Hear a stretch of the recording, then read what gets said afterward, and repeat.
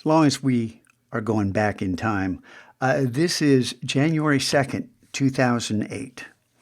And I got up the crack of dawn. We were staying out in the East Bay, Northern California, and I took Bart into San Francisco at the crack of dawn so I could wander around before virtually anyone was up and walking about, because I wanted to get pictures, and I walked all over the place. I took hundreds of pictures, and this is one of them.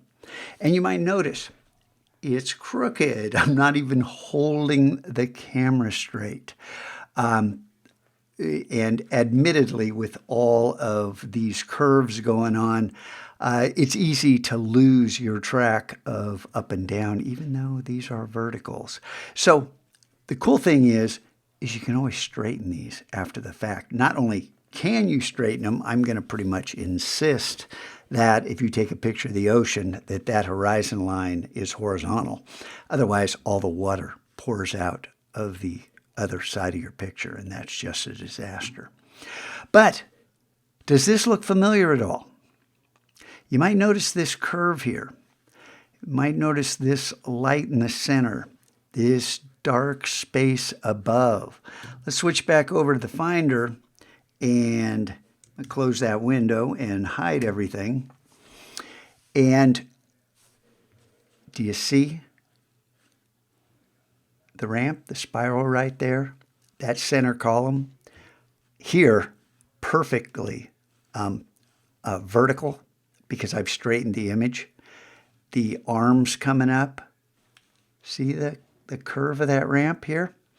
I've taken that picture, and during winter break, when, everybody's having fun, 3 years later, after I took that picture, I had this idea, what can I do for the kids in the second semester? Let's do something fun. And so I like to try things I've never really tried before. And I had done some of this,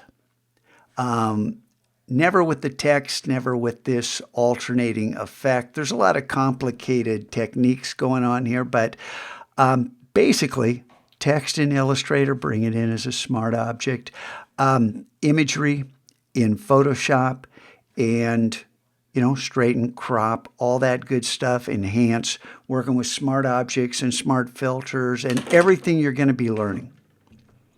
But the point was, how can you take just, a bad picture and turn it into something interesting? Whether or not this is interesting, it's an eye of the beholder kind of thing. But this is something we can use for displaying, for the beginning of our gallery that's going to happen on our computer desktops. And I want you to create a series of these. And this isn't a mission. Oh, it says to supply 3 images, this size. Okay, bam, bam, bam. Okay, I got it. I'm done. What's next? This will never go away all year long. Yes, you can complete it, but I am going to continually ask you, hey, show me your desktop. And if it's the same thing I saw last week and the week before that and the week before that, come on, man. Let's see your work. Let's see this evolve. I want to see a folder of these images evolve, because this is one of many things that we're going to be doing this year, but it's an opportunity to use your photography. This was my picture. Yes, we can go to Unsplash for right now and get a start, but you can also start raw in Illustrator. And we'll talk about the image size and all that, but I want you to think aspect ratio, 16:9. And then the actual size for your desktop picture, that's it, 4096 by 2304. On my computer is 5120 by 2080. Okay, but both of these are 16:9. And we're going to save out, this is a 1920 by 1080 JPEG. Well, actually, that's a video. This is 1920 by 1080, which is 16 by 9. I'm going to show you how to crop at that ratio, how to use the rule of thirds to set up your crops. All year long, we're going to build skills. Think of this as kind of a safe place to work and a cool place to test your ideas out and put your work up. And yeah, some of you are going to figure out you can make your images cycle through one after another, but we're working full screen. So maybe during the gallery show you want that to happen, but typically you don't want that going on because you're using processor speed. You're using, the graphics card. You want to save all that energy for your high-res images in Photoshop and Illustrator. You don't want to be wasting it in the Finder behind all those other windows. We're going to get to all that, but I just want to show you before we leave. Look, right-click, right on the desktop. I'm just right-clicking on the desktop and change desktop background. And we get here, and I'm going to show you how to get a folder. And hey, look, what that's a picture of a trash can and a fire hydrant. What the heck? And yeah, it's that same vacation. And we'll talk about creative crops and how you can get interesting things. This is a picture that I got from Unsplash, but it fit a quote I liked. And these are my words. I wrote this. But this image and these words complement one another.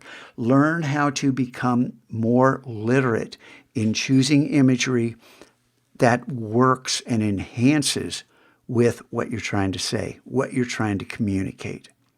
And I will let you decide what that means. Other skill sets, hey, isometric art, cool, we can do that.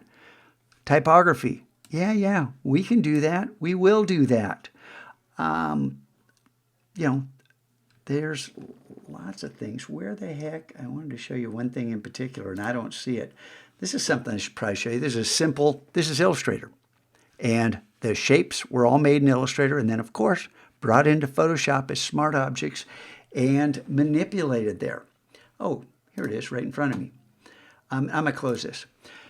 Again, Illustrator and Photoshop working together. All this art, these squares, these letters, were all done in Illustrator. The drop shadows, Illustrator has drop shadows. No, do that in Photoshop. Photoshop is better at drop shadows than Illustrator. Illustrator is better at drop shadows, at typography and things like these squares than Photoshop. Learn how to use these programs together. You get it? And then you can create a collection of imagery that you might say, hey, this is kind of cool. What do I feel like looking at today before I get rolling after the daily mission?